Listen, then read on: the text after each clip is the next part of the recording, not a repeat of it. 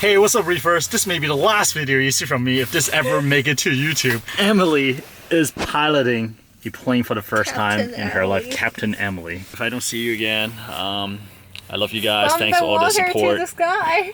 From the water to the sky, yes. See you guys around, hopefully. Back once again, will the renegade master. D4 damage with the ill behavior. Back once again, will the renegade master. D4 damage, power to the people. Back once again, will the renegade master. D4 damage with the ill behavior. Back once again, will the renegade master. D4 damage, power to the people. Back once again, will the renegade master. D4 damage with the ill behavior. Ill behavior with the ill behavior. With the ill behavior. With the ill behavior. With the ill behavior. With the ill behavior. With the ill behavior. With the ill behavior. With the ill behavior. So guys, survived the flight, but I was sick for 3 days after. Let me show you how the 45-gallon cube tank has been progressing. Hey, what's up, Reefers? Today I want to share a little updates with you on the 45-gallon cube tank. Now, every single time I say it's going to be a little update, it always end up being over 20 minutes, so I hope I will do a little better or shorter this update. There are 3 things I really want to go over today. Number 1, the new aquascape or the modified aquascape. Number 2, the frags from the Lancaster Frag Swap you saw in the last video. And number 3, what happened to all the Green Chromis. So first thing first, let's talk about the aquascape. So if you look here, if you remember, right here I should have a column, and the Fiji Yellow Leather should sit a lot higher in the water column.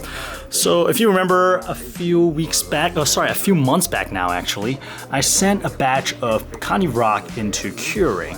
And they all came out curing. They're great, they look great. I was able to break some up for the Reef jar. And I got some pieces left over that I plan to use for this tank, and that's exactly what I did. I found a piece of rock that worked perfectly right here as a ridge like I had originally planned, so I removed the huge chunky column rock that did not sit well with me, and I kind of re-scaped things a little bit on this side. Now with that done, I do realize that the Fiji Yellow Leather does not sit too well in the scape, or just in this tank in general due to its size. So a lot of you guys have called it. You guys have been telling me to get it out of the tank because it looked too large and it doesn't quite match the outer coral in proportion, etc. So I think that is actually what I will do. I'll be selling or trading it locally. I'm not sure what price yet. I'm thinking just to sell for whatever I paid for it, which is 70, but we'll see. If you're interested, let me know. But the plan is to, once I remove this, I will be planting euphyllias on this ridge. Some euphyllias and then maybe a little bit of SPS, a hardier SPS. And in terms of euphyllias, I'm thinking about gold torch because you guys know I have a hard on for the gold torch, just to be honest here. So I got some Indo gold torch right here. I got the Aussie gold torch that I picked up at the Lancaster Frag Swap. So I thought it would be cool to actually take them off the plug and actually glue them down. But speaking of issues that I have, one of the big issues I have is the Porites cap, and why is it getting bald spots? Now this pains me to say. I thought the issue is over and done with, because if you look over here, some of the white spots are growing back, tissue's growing back, so it's becoming red again. However, if you look over here, now we got some new ones. Man, guys, at this point, I honestly have no idea what is going on. Now, let me go down the list. Number 1, people say maybe it's elk swing, so I've been keeping an eye on my elk, and it has been rock solid at 9.3 for the last 2 or even 3 tests, so it goes back 2-3 weeks. So it's been rock solid. Number 2, possibly salt creep, very possible. So I've been cleaning off the salt from the nozzles, make sure no salt goes in here. And number 3, I thought it would be the bicolor blenny, but for the last week and a half, no new bald spot appeared. You know what? Actually, now that I think about it, I'll circle back to this. Okay, no new bald spot appeared, so I thought he is good to go. He's in the clear. One thing that is interesting though is if you swing over here with me, this is actually diving into the second thing that I want to talk to you guys about, some of the corals I pick up in the Lancaster Frag Swap. This is a Christmas tree worm rock. Porites. Dang it, this is like an English lesson for me, English class. Okay, all right, so basically these are Christmas tree worms living on this coral, this SPS coral. And Scott from Rosco's Reef actually did a really nice coral profile on these guys this past week, and I have a link in the description below. Be sure to check it out. It'll give you kind of like an overview and what kind of care this coral needs. But in a nutshell, these coral, see, I'm sick, I can't speak. These are worms, almost like these are feather duster worms that lives in this SPS coral. So these are super cool. You see that if I run my hand, like if I kind of tap the glass a little bit, they feel vibration or they sense a light changing, they'll go hide, and when they feel safe, they'll come back in. But the tricky part is that now you're taking care of SPS coral and you're taking care of some feather duster worms, which means that it needs decent light. And for the worm, it needs to have the filter feeder food. So this is actually not the ideal place for this coral because it's being shaded by the Rosco anatomy for a good part of the day, and this is just like a temporary measure. And in terms of feeding the worms, I've been feeding Reef roids and oyster feast upstream. Actually only twice since I've been sick. I've been sick for like 3 days, dude. So the day we got back, yeah, I've only fed them like twice or maybe 3 times. I think 3 times. So I need to do a lot better. But I will be moving them out to the front once I get that part squared away. Anyways, the whole reason I kind of went from the Monty Python cap to talking about here is because if you look right there, if you look at the top, there are a lot of like scrape marks or bald spots right there, right? So I know exactly who did that. It's emerald crabs. The night I got these coral into the tank, 3 emerald crabs descended upon this coral and just feasted. They were scraping away. It's probably microalgae growing on the skin of the SPS, and they're scraping away. I even have a picture or video of them on Instagram at Inappropriate Reefer. So they're scraping away, but to be fair to the emerald crabs, after the first night, they have not been back. So that got me thinking, could it be something similar? Could algae be growing on the SPS skin? Then again, healthy SPS should not grow algae like back there where it's stung to, where it's bleached already. It's all white, that's why algae is growing. So healthy skin should not grow this. But remember how I was talking about the bicolor blenny and said I'll circle back? Something just sparked me as I was recording this. For the last 3 or 4 days, I honestly did not feed the tank because I was so sick. I was just in bed. I wonder if the bicolor blenny got so hungry that it started scraping algae off corals. That's why those new spots appeared. Now this is completely a guess that just randomly popped into my head. Anyways, I just want to kind of like voice it out, and you guys can be my sounding board to see if it's likely. Ideally, of course, I should trap the bicolor blenny, but again, dude, this guy is so quick. I tried to catch him at night. When I was pulling this rock, I saw that it's hiding in there. I couldn't get him out. He is just smart and quick. But if necessary, I'll pull out a fish trap and we'll go to town. We'll see. Anyways, so that's a huge tangent, which you guys are probably familiar with when you subscribe to my channel. But that kind of covers the aquascape portion / Monty Python cap portion of this tank. Whew, taking a breather. Second thing I want to talk about was the frags from the Lancaster Frag Swap. So we talked about the Christmas tree worm rock. That is super awesome. That has been pretty rare to come by in the hobby. I'm really happy to find a rock like this. And once again, check out Scott's channel for the up-to-date video.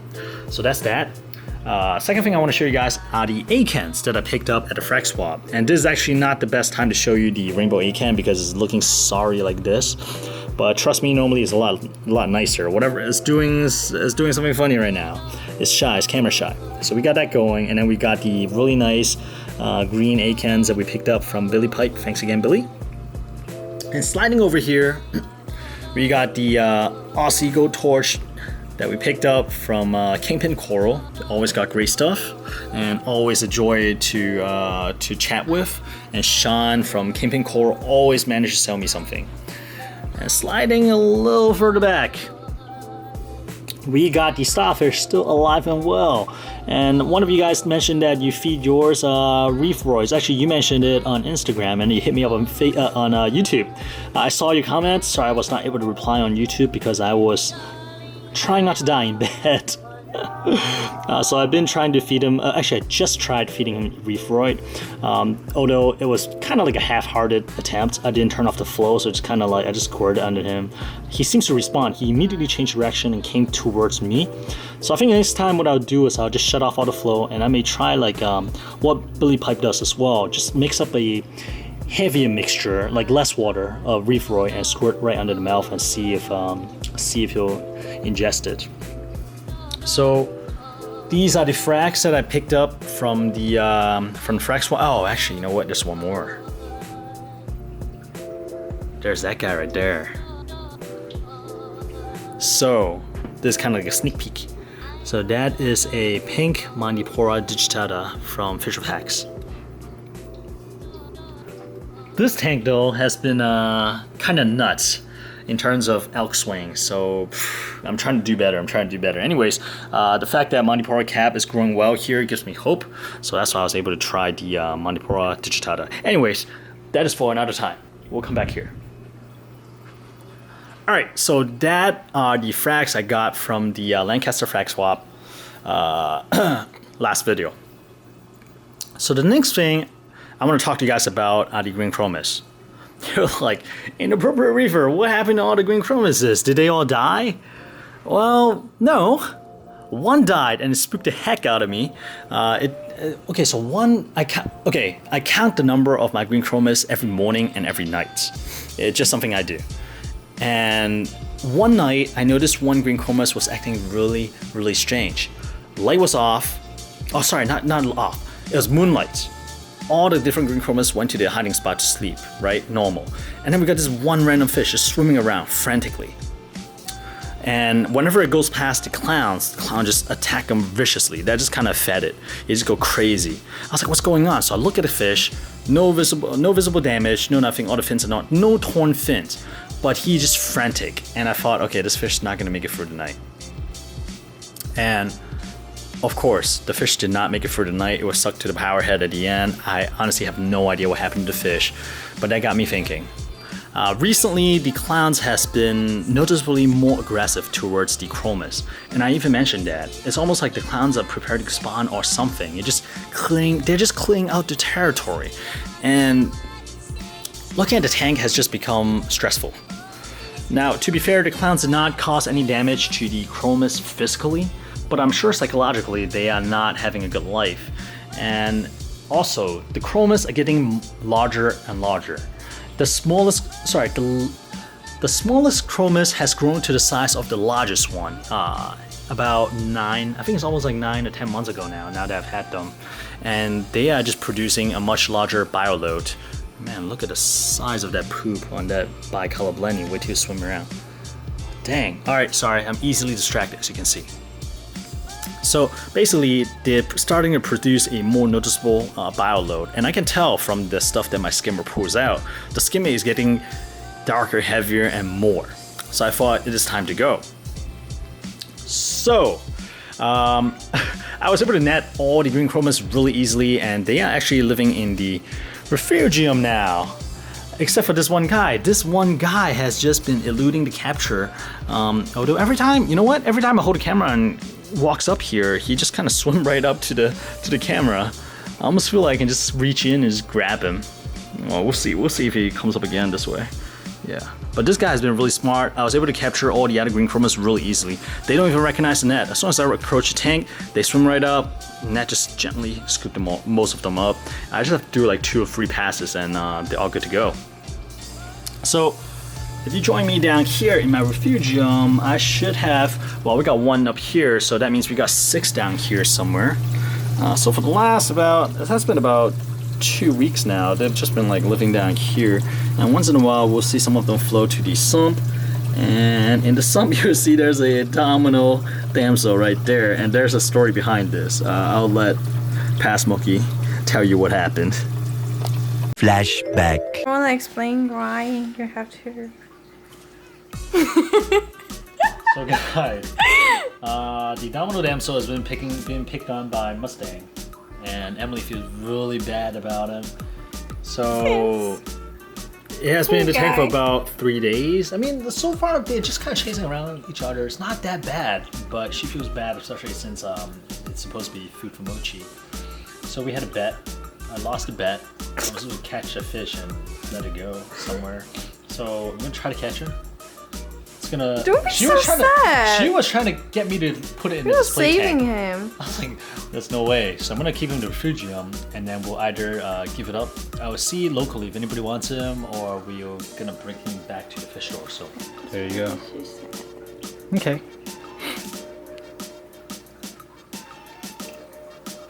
Don't drip the water in the cup hat. Okay. So right now, there's no light in the refugium because it just burned out.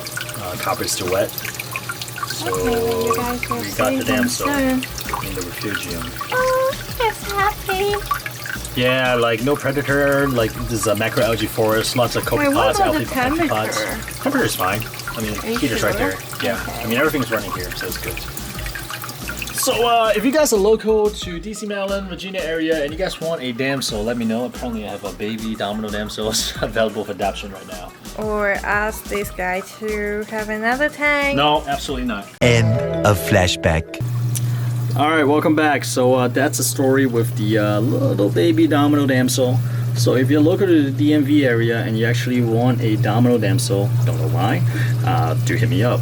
And also, it looks like I will soon have 7 Green Chromis. That has been doing pretty well with each other up to this point. If you're local as well, although it's kind of odd, I don't see all 7 of them. Maybe they're hiding, but they may be dwindling in number. I hope not. Well, I'll keep you guys posted. And you may be wondering, what is this? So I am actually lagging behind in some of the videos. If you're on my Instagram, you'll probably have seen what happened. Basically, the refugium light got splashed salt water, blew the whole thing out. It gave me a huge scare.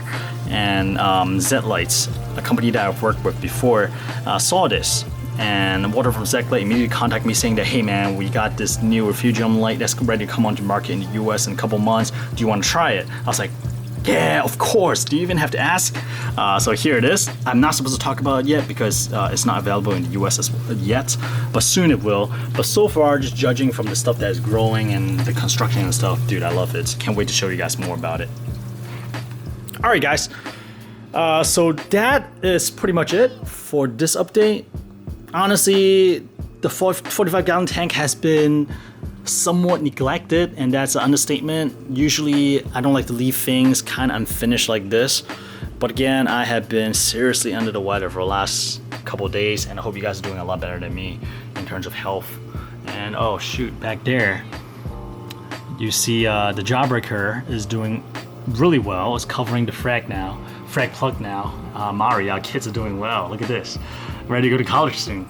And there is also a polyp for the new frag. Can't speak. There's a polyp of the new Zoa grow out contest within WAMS. So I'm really excited to talk to you guys about it a little bit more in future videos. But this video's purpose is kind of like to get you guys up to speed on my 45-gallon tank and which direction I'm going with it. Yeah. Man, as soon as I stop, I just realized how tired I am. Better like go lay down and die or something. But yeah, these things got to be moved ASAP. Again, these are not the final spots. These are kind of just like placed there temporarily until I can figure things out. I did not intend for them to stay there for like a couple days because Hammer is extremely aggressive. This guy is extremely aggressive. Right now, they're kind of safe, but not for long.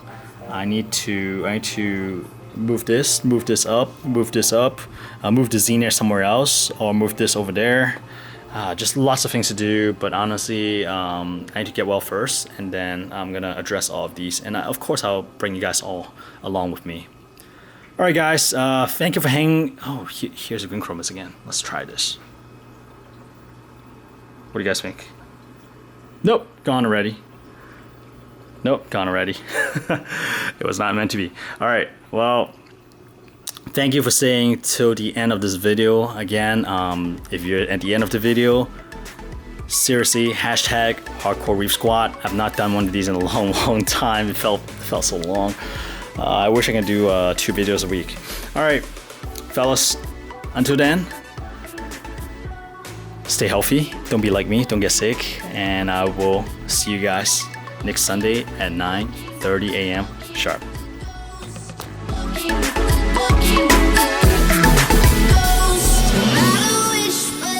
But she gave me this whole glass of water, so I was like, do people mix this in water? I feel like people mix it in water. No, it's not.